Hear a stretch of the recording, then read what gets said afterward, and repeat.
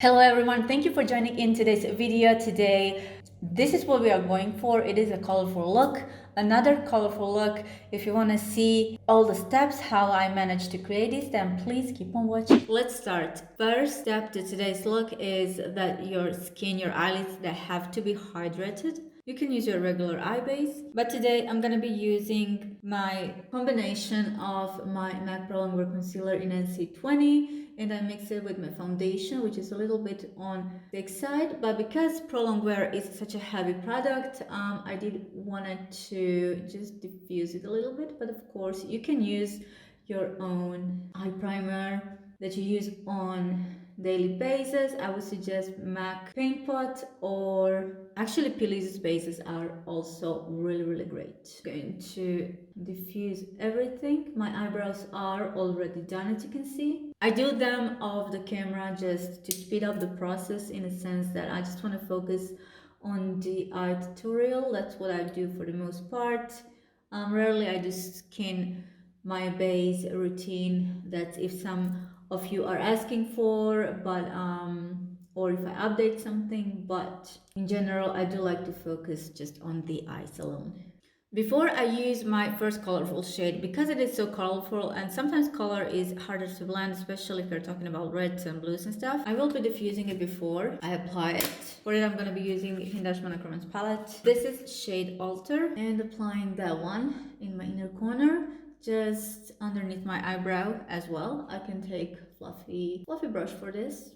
This is just going to give great base for the next color, and it will prevent it to be patchy. As you know, you may have difficulty applying, for example, shade like this. For that, I'm going to be using NYX Ultimate Palette, Ultimate Bright Palette, and shade right here. Of course, I'm going to take any excess off. I would like to swipe a little bit edges on my hand, and then I'll just slowly start applying the color. We will reapply this color a couple of times. We're gonna get this blue shade from two shades, just softer, lighter version of blue shade that actually we wanted for today's look. I will also try to come as close as I can to towards my eyebrow, reapplying that shade again. See how we started really light, but we will get to this depth for sure.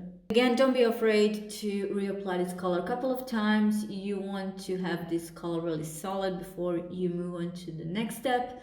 Otherwise, you may have patches then that is really hard to get rid of later. Then what I like to do is to take same clean brush and then just go around the edges.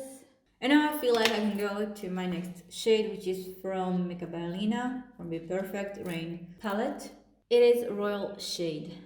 For that, first I'm using smaller brush like this, and then again take off any excess, and from center of what I've already applied, start applying this color. You can see how this one is darker. Now imagine if we went first step with this one, it would be harder to blend. Now it's supposed to be easier. With the same brush, before I go with the blending brush, I am working the edges.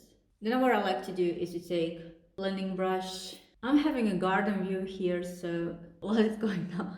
And see, now slowly we are starting to get that color.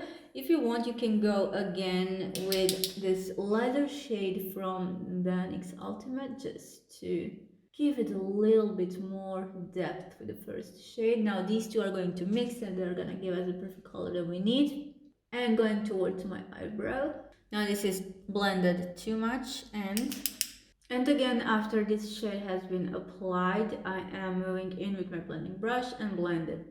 Now, one of the palettes that I really love is this Sigma New Mood palette, and I will be using this. We'll be using this preppy shade. I don't even think I use this one as much as she deserves. The shade ranging here is beautiful. I didn't even film specific review on this palette just because shipping took forever. I was not surprised, I was shocked. Unfortunately, it took forever to get to my country, so I was sad about it just because I really ended up loving this palette, and the formula is I would say really great. Then after that, I'm gonna use this shade right here from NYX Ultimate Palette. The more I think about this Ultimate Brights palette, I think the shade range within it is colors. Some of the colors really look unique, and I love how they maintained the color story within it. So on a blending brush, connecting this shade, at the moment it looks too pink, too bright, but we're going to connect this one a little bit with the blues. So I will start from here and ended up connecting this shade with the blue and then the rest of the product outside.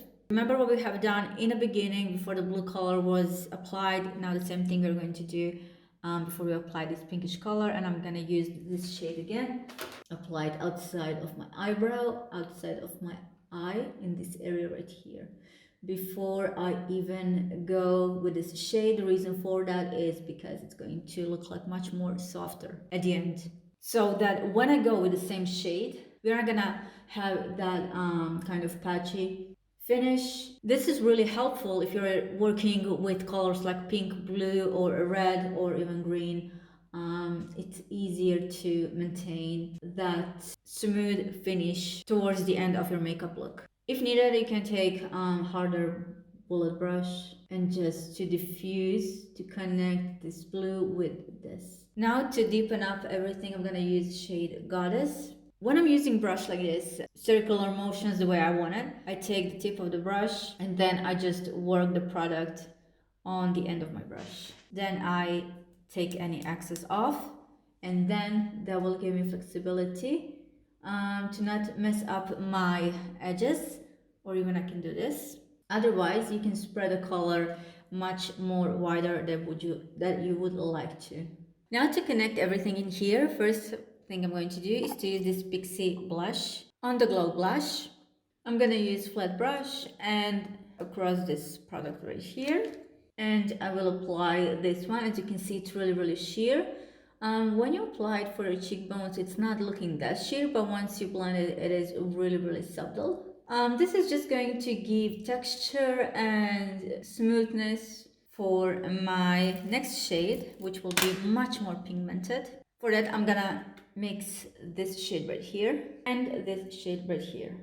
I'm using the same palette all the time for today's tutorial, for now at least. Now I'm going to cover this product that I have used. As you can see, as I am starting to build it up, it goes really a bit darker. Since this was a cream product, just make sure once you're done that everything is set.